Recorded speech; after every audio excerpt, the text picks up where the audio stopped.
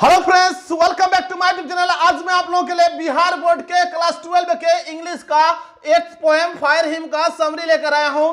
जैसा कि आप जानते हैं कि बिहार बोर्ड में 50% ऑब्जेक्टिव और 50% सब्जेक्टिव क्वेश्चन पूछा जाता है, इसलिए मैं हर चैप्टर का 2 वीडियो बनाता हूं, एक ऑब्जेक्टिव दूसरा सब्जेक्टिव। अगर आपने अभी तक मेरे पिछले वीडियोज प्रोज सेक्शन और पोएट्री सेक्शन के सारे वीडियोज को नहीं देखा है तो आप 1 बाय 1 करके ऑब्जेक्टिव वाले और सब्जेक्टिव वाले सारे वीडियोज को देख लेंगे, ताकि आपका कॉन्सेप्ट क्लियर हो जाएगा और आप एग्जाम में ज्यादा से ज्यादा मार्क्स ला सकेंगे।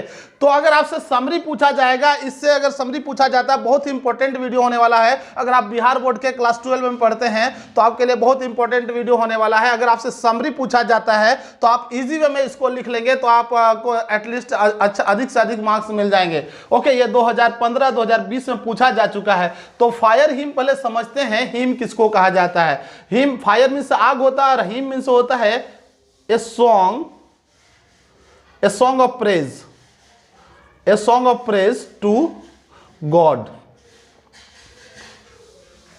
एक ऐसा गीत जो प्रेज में गाया जाता है, गॉड के प्रेज में गाया जाता है। प्रेज मीन्स होता है अप्रिशिएट करना, एडमायर करना, कॉम्प्लीमेंट करना, तारीफ करना, प्रशंसा करना।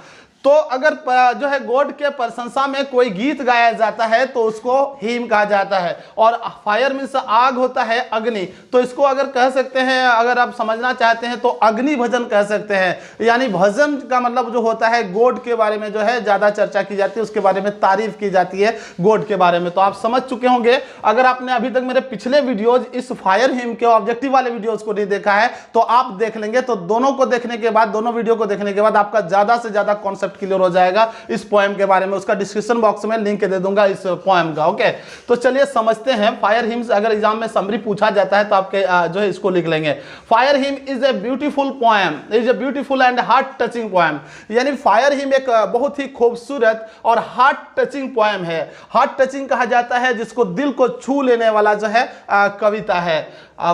Compose bye के.के.एन. दारूवाला, और कंपोज किया गया है, इसके लेखक कौन है, दारूवाला के द्वारा जो है कंपोज किया गया है, के.के.एन. दारूवाला। नेक्स्ट देखेंगे, he is a great Indian English poet and short story writer. और के.के.एन. दारूवाला कौन थे, एक बहुत ही महान जो है इंडियन इंग्लिश पोएट थे एंड शॉर्ट स्टोरी राइटर हैं, अभी भी हैं, जिंदा हैं। He was awarded by the साहित्य एकेडमी अवार्ड इन 1884। तो इनको साहित्य एकेडमी अवार्ड भी दिया गया था, 1884 ईस्वी में दिया गया था। इनको एक और कॉमनवेल्थ अवार्ड भी मिला था। आप ऑब्जेक्टिव वाले वीडियो को देखेंगे तो ज़्यादा आपका कॉन्सेप्ट और ज़्यादा क्लियर हो जाएगा। उसमें जितने सारे ऑब्जेक्टिव क्वेश्चन पूछे जा सकते हैं फायर हिम से, उस पर मैंने डिटेल से डिस्कस किया है। एक भी ऑब्जेक्टिव क्वेश्चन आपसे नहीं छूटेगा अगर आप मेरा ऑब्जेक्टिव वाले वीडियो को देख लेंगे तो। ओके, नेक्स्ट देखते हैं। तो इनको जो है 1884 में साहित्य एकेडमी अवार्ड मिला था फॉर हिज पोइट्री कलेक्शन।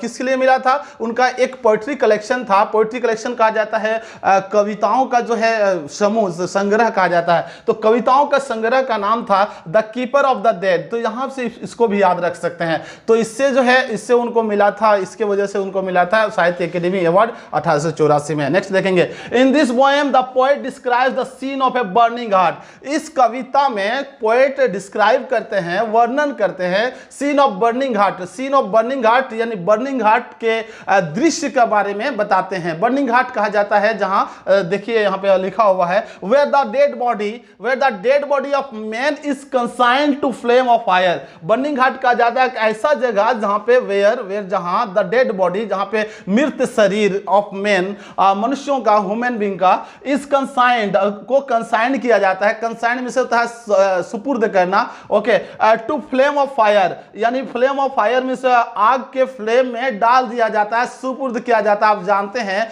कि जो है मृत्यु होने के बाद उसको जलाया जाता है। ओके, बॉडी को जलाया जाता है। डिफरेंट रिलीजन में डिफरेंट जो है उसका नियम है, ओके, रूल्स है। तो यहाँ पे पारसी जो है हम लोग बात कर रहे हैं फायर हिम, जो इनके लेखक हैं के.के.एन. दारूवाला। और आगे पढ़ेंगे तो और ज्यादा कॉन्सेप्ट क्लियर हो जाएगा। When he was a child, वो बताते हैं, मतलब के.के.एन. दारूवाला हम लोगों को बताते हैं कि when he was a child, जब वो एक बच्चा था, ओके, जब वो बच्चे थे, वंस ही वाज स्ट्रोलिंग। तो एक बार होता क्या है, वो स्ट्रोलिंग कर रहा था। Strolling means walk slowly. Okay, धीरे धीरे चल रहा था, टहल रहा था, पासिंग बाय कर सकते हैं, उस रास्ते से गुजर रहा था। कौन से रास्ते से गुजर रहा था, था, देखिए, विथ हिज फादर, अपने पापा के साथ उस रास्ते से गुजर रहा था, near by the ghat, near by the ghat के जो है नियर यानी नजदीक से, बैंक ऑफ द रिवर कह सकते हैं, जो है नदी के किनारे वो गुजर रहे थे, टहल रहे थे उसके पापा के साथ। कौन? कवि केकेन दारूवाला। तो यहां पे उनके साथ क्या होता है? He was very shocked to see the sight of the burning dead body. तो वो बहुत ही ज्यादा शॉक्ड हो जाते हैं जब वो देखते हैं, दृश्य देखते हैं, site of the burning dead body को देखते हैं कि जलते हुए, जब मृत शरीर को जलते हुए देखते हैं तो बहुत ज्यादा शॉक्ड हो जाते हैं, बहुत ज्यादा जो है सैड फीलिंग होता है उनको, बहुत ज्यादा रिग्रेट फील होने लगता है, बहुत ज्यादा दुखी हो जाते हैं। नेक्स्ट देखेंगे, the wandering ghost lights creates a very dreadful scene. वो आगे कहते हैं कि वॉन्डरिंग घोस्ट जो थे, यानी पिचास, यहां पे घोस्ट का मतलब होता है भूत, पिचास, डेविल जिसको कह सकते हैं, ओके, सैटन कह सकते हैं। तो बहुत सारे वर्ड से इसके इंप कहा जाता है। तो ये सब क्या होता था? क्रिएट्स करता था, एक तरह का, एक ऐसा लगता था, वहां प्रतीत होता था जब वॉन्डरिंग घोस्ट, जब द लाइट उस पर पड़ती थी, ओके, तो उससे ड्रेडफुल सीन क्रिएट होता था, यानी ड्रेडफुल यानी भयानक सीन, यानी डरावना सीन जो है वहां पे क्रिएट होता था। तो ये बता रहे हैं हम लोगों को, आप बीती कहानी बता रहे, he is taking us the shocking tale of, कह सकते हैं, of burning ghat, of burning ghat. The passers by become very, तो आगे कहते हैं पासर्स बाय जितने थे, यानी पासर्स बाय कहा जाता है राहगीर, जो गुजरने वाले और चलने वाले राहगीर को कहा जाता है। Passers by become very frightened to see them, और उससे पासर्स बाय जो थे, जो राहगीर जो थे उस रास्ते से गुजर रहे थे, तो बर्निंग घाट को देखकर, बर्निंग घाट में जो है घोस्ट जो होता है, घोस्ट के पिशाच को जब पर लाइट पड़ती थी तो उसको देखकर बहुत ज्यादा क्या हो जाते थे? फ्राइटेंड हो जाते थे। पासर्स बाय राहगीर जो है डर जाते थे, भयभीत हो जाते थे। ही सॉ देयर, उन्होंने देखा वहां, the unburned parts of the dead bodies, कुछ ऐसे पार्ट्स देखे जो अनबर्न्ड था, अधजला था, यानी हाफ बर्न्ड था। कुछ जो है देखिए, आप देखे होंगे, शमशान घाट गए होंगे तो क्रिमेशन जहां होता है वहां पे होता क्या है, क्या हाफ बर्न्ड जो है, जब मृत शरीर को जलाया जा रहा था तो जलाकर जब साथ जो चले जाते हैं जलाने वाले, तो वहां पे जो देखिएगा कि कुछ पार्ट्स का बॉडी जो है ना अनबर्न्ड रह जाता है, यानी अजला हो जाता है, यानी नहीं जलता है, आधा हाफ जो है जलता है। तो यहाँ पे वो जो उसको देख के बहुत ज्यादा इनको बुरा लगता है, शॉकिंग हो जाता है कि पूरा तो एक अधूरा, पूरा जो डेड बॉडी को पूरी तरह से जलाया नहीं गया है, जलाना ही उनको बुरा लग रहा था, लेकिन फिर भी आधा जला अगर देखते हैं तो वो ज्यादा और शॉक्ड हो जाते हैं। Wanting to half burnt bodies, his father told him, तो उसे इशारा करते हुए उसके पापा कहते हैं हाफ बर्न्ट बॉडीज को देख के, हाफ कुक्ड बॉडीज को देख के, यानी हाफ जैसे अधपका जो भोजन होता है ना, उसी तरह कह रहे हैं कि हाफ बर्न्ट बॉडीज को देख के उसके पापा पॉइंट करते हैं,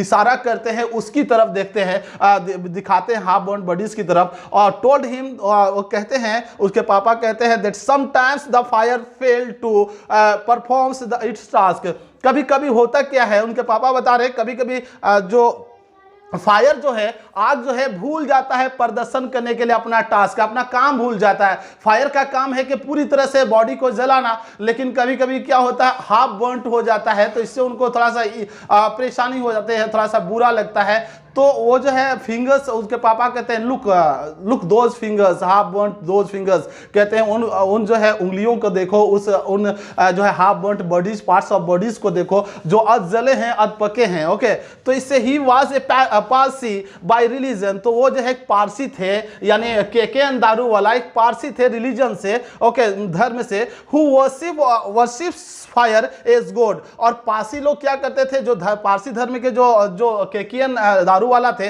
तो ये लोग जो है ये क्या करते थे, वर्शिप करते थे, पूजा करते थे, किसकी? फायर की पूजा करते थे, आग की पूजा करते थे। किस तरह? गॉड की तरह, जिस तरह गॉड की पूजा की जाती है, भगवान की पूजा की जाती है, ठीक उसी तरह आग को भी एक तरह का जो है क्या मानते हैं, वो एक गॉड मानते हैं। ही इज रिग्रेटिंग, वो आगे कवि जो है रिग्रेट करता है, दुखी महसूस करता है, बुरा लगता है, okay, because he had to consign his first born child to the flames 20 years ago।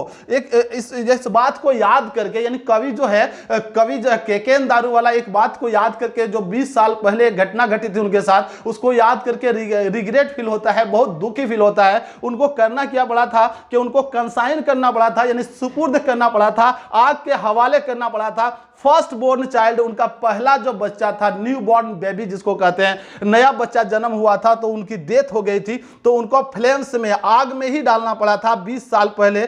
तो इससे होता क्या, उसको बुरा फील होता है कि ये सिस्टम चल रहा है, तो उसको अच्छा नहीं लग रहा था। तो यहाँ पे पारसी लोग जो है यहाँ पे मजबूर थे, ही वाज वेरी हेल्पलेस, क्योंकि एक जो है बिकॉज यहाँ पे आप जोड़ सकते हैं, because the tower of silence was thousand mile away. ठीक है, टावर ऑफ साइलेंस एक होता है, टावर ऑफ साइलेंस याद रखेंगे, इसको आप नोट डाउन कर लेंगे, टावर ऑफ साइलेंस। ओके, मैंने जो है यहाँ नहीं लिखा है, बिकॉज आपके लिए लिखा छोड़ा था कि यहाँ जो है क्यों छोड़ा था। ओके, तो क्यों उनको जो है आग के हवाले अपने बेटा को करना पड़ा था, तो बिकॉज जो the tower of silence was 1000 miles away, क्योंकि टावर ऑफ साइलेंस जो था 1000 किलोमीटर जो है 1000 माइल जो है दूर था।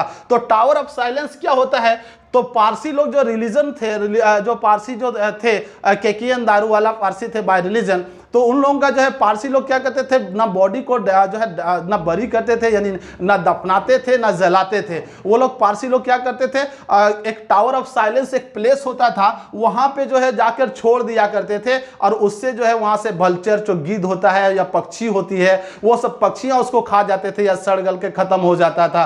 तो वहां पे मजबूरी होना, एक मजबूरी था, क्योंकि 1000 माइल दूर था वो टावर ऑफ साइलेंस, इसलिए अपने बेटे को वो नहीं ले जा पाए थे वहां, टावर ऑफ साइलेंस में रख नहीं पाए थे, तो उनको मजबूरी में उनको जलाना पड़ा था, आग के सुपुर्द करना पड़ा था। और जब 20 साल के बाद जब वो गुजर रहे थे उस रास्ते से, बर्निंग घाट से, तो उनकी पिछले जो है बीती जो है पास्ट उनको याद आ जाता है कि ये जो है आज जो लोग कर रहे हैं वो मैं 20 साल पहले कर चुका हूं, अपने बेटे को जो है बर्निंग घाट में, यानी फ्लेम्स के जो है कंसाइंड करना पड़ा था, सुपुर्द करना पड़ा था। तो इस तरह से जो है आग और अग्नि की भजन की बात करते हैं और बोलते हैं, तब जो है आग के बारे में बात करते हैं, अग्नि भजन के बारे में बात करते हैं, यानी हिम की जो तारीफ, फायर की तारीफ करते हैं। तो आई होप के जितने सारे सब्जेक्टिव क्वेश्चन पूछे जा सकते हैं, अगर आपसे समरी क्वेश्चन पूछा जाएगा तो आप इसका स्क्रीनशॉट ले लेंगे, इसको आप इजी वे में लिख लेंगे। अगर आपसे इस जो है फायर हिम से अगर सब्जेक्टिव क्वेश्चन अदर पूछा जाता है, अदर तरह का शॉर्ट क्वेश्चन या लॉन्ग क्वेश्चन पूछा जाता है, यानी समरी को छोड़कर, तो आप क्या करेंगे, ऑब्जेक्टिव वाले वीडियो को देखेंगे, वहां से बहुत सारे पॉइंट्स मिल जाएंगे, और इसको पढ़ने के बाद यहां से भी आपको पॉइंट्स मिल जाएंगे, और क्वेश्चन के अनुसार आप इजी वे में आंसर लिख सकते हैं। आई होप जो है आप समझ चुके हैं। अगर आपने अभी तक मेरे चैनल को सब्सक्राइब नहीं किया है तो प्लीज सब्सक्राइब कर लीजिएगा, दोस्तों को शेयर कीजिएगा। ओके, अच्छा लगा तो कमेंट जरूर कीजिएगा। कीप वॉचिंग माय वीडियोस, आपको कहीं जाने की जरूरत नहीं है, कंप्लीट नोट्स जो है आपका प्रिपरेशन हो जाएगा मेरे वीडियोस देखने के बाद। थैंक यू, मिलते हैं नेक्स्ट वीडियो में।